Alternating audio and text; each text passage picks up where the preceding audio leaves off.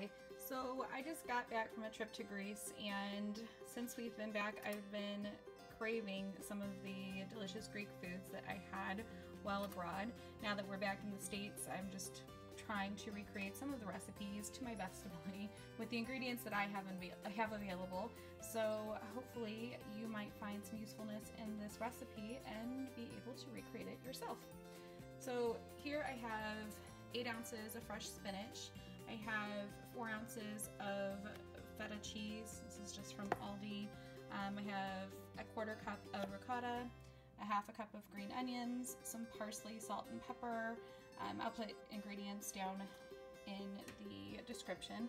2 cloves of garlic, an egg, some Phyllo Dough. This is from the freezer section at the grocery store. It's the Athens brand. And then just some olive oil. So yeah, I'm going to go ahead and whip all this together. First we'll saute the green onions and some garlic in the olive oil, and I'll be right back. Okay, so now I'm just going to add my garlic. I've got the green onions in there. And just cook it until it's soft. You don't want to brown or scorch your garlic. That's really no fun. Oh my gosh, it smells so good. So I like to keep it moving so I can avoid browning the garlic if possible. Now I'm going to add half of the spinach and let that cook down.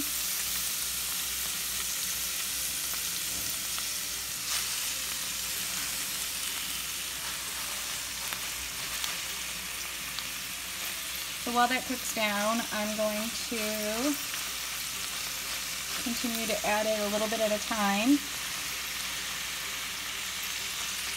Okay, so my spinach and garlic and green onions is all cooked down. It cooks down to quite a bit less than it starts out to be. So anyhow, now I'm going to go ahead and add all of the other ingredients. So now I'm going to add the parsley and salt and pepper. And this is the first time I've made this recipe, so I may tweak it based on however this turns out, so we'll see. And then my feta, which I'm not a big fan of feta, but it's in there. So apparently I like it in that case. And then my ricotta. And I don't know if I mentioned it, but I am using, whole fat ricotta. And then my egg, which probably I'm not going to try to do it one hand. Okay, so there's all my ingredients in. I'm going to mix them now, and then it says to let it chill in the fridge while you prepare your phyllo. So I'll be right back. So here's my mixture all combined. It looks quite beautiful, I might say, even though there's huge chunks of feta in there, and I think I will probably try to break it down to a little bit of a finer consistency, just for my own personal palate. My husband, who is actually Greek, will love the huge chunks, but I don't think I'm as Greek sophisticated as he is. So I'm going to go ahead and chill this in the refrigerator and begin to prepare my phyllo. This is how the phyllo comes. Excuse my well-loved cookie sheet. I've just lined a cookie sheet with some parchment paper, and this is how it's all rolled up. It's very, very fine, as you can see. These individual sheets here, you're going to take one sheet at a time. So and you're gonna want to keep it wrapped up to keep it from drying out, and it dries out very quickly. So I'll take one sheet out, and then I will lay it out flat, and I'll show you. Brush it with a thin layer of olive oil, and then we'll layer 4 sheets is what the recipe that I found does. So give me 1 minute and I'll be right back. So here's my first sheet. You can see there's a couple of little tears in it, but that's okay.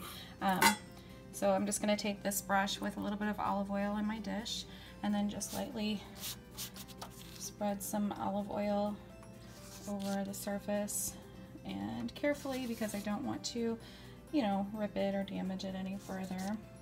So I'll do that, and then I will layer this, like I said, repeat this process 4 times. Here's my second layer. As you can see, I literally just laid them right on top of one another, and then another coating of the olive oil.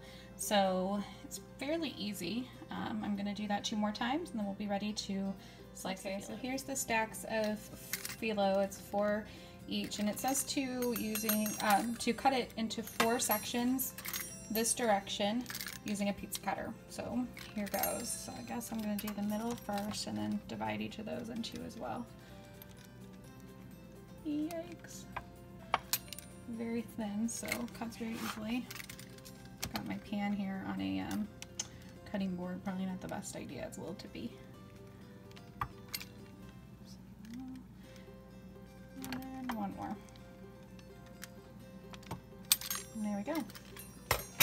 So now it says to get the mixture, and then we will portion it out onto each of these sections and roll it into triangles. So I'll be back. Okay, so here's what I have before folding it. Now I feel like it's time to say a little prayer and start folding it into triangles. So we'll see how it turns out. So I thought I would show you just how the first fold went.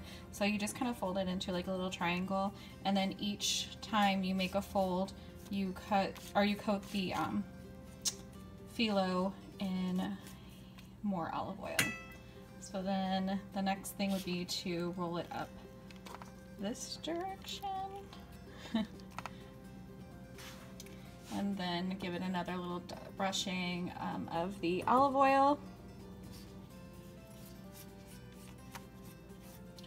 and then you're going to fold it in trying not to tear my phyllo in that direction. Probably not the best proportions. I guess will make a difference in how big yours are. Maybe I could have a neater little triangle if I had put less filling. I may remove some of the filling from these others that are standing in line waiting. I'm gonna actually give them another dose or dusting of olive oil so that they don't dry out. Okay, and then because I folded this one, sorry, I'm trying to hold the camera while doing all of this. A little complicated. I should have a helper. So do that. And then finally I'm going to close up my triangle. It's a little awkward, but it's okay. See if we don't do our Greek family and my husband proud with these little triangles. Ultimately, we just hope they taste good, right? So there's my first one. Oh, a little bit more olive oil, probably have plenty on here. What do you think? And then close it up. Okay, so like I said, I'm gonna go ahead and probably take some of the filling out of those so that they can be just a little prettier. I probably can make a double batch with just that till I get a little bit more confident in my folding skills, perhaps. But there you go. I will be back when I've got all 4 folded. Okay, so this is how it went. I don't think they look too bad for my first time. So now I'm going to put them in an oven preheated to 350 degrees Fahrenheit and cook them. It says 25 to 30 minutes. I'm gonna keep an eye on them just with all that oil. I don't want it to burn, and I will adjust the height of my rack if necessary, but that's what I have so far. So stay with me and we'll see how they come out of the oven. So here they are right out of the oven. I had enough of the filling to make 2 more batches, so I have a total of 12, and I will show you what they look like when they're all cooled down and plated up.